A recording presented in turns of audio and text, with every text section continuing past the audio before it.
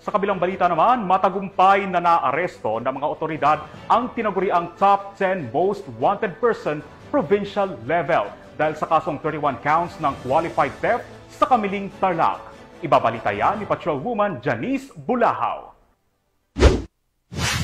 Matagumpay na naaresto ng mga operatiba ng Kamiling Municipal Police Station ang isang most wanted person provincial level sa barangay Sinilian 3rd Kamiling, Tarlac. Kinilala ni Police Brigadier General Ponce Rogelio I. Peñones Jr., Regional Director ng Police Regional Office 3, ang suspect na si alias Dom, 42 taong gulang, may asawa at residente ng Purok 1, Barangay Sinilian 3rd, Kamiling, Tarlac.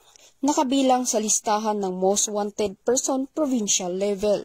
Matagumpay na isinagawa ang operasyon sa bisa ng warrant of arrest para sa kasong 31 counts of qualified theft na may nakalaang 24,000 na piyansa para sa 22 kaso at 12,000 para sa 9 na kaso na may kabuuang halagang 636,000 pesos.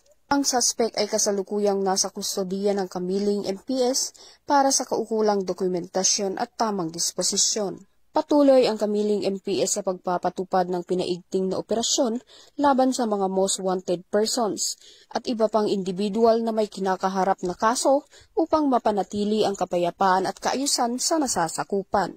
Mula dito sa Police Regional Office 3, ako ang inyong PNN Correspondent, Patrolwoman Janice Bulahaw. Alagad ng batas, tagataguyod ng Balitang Pulis.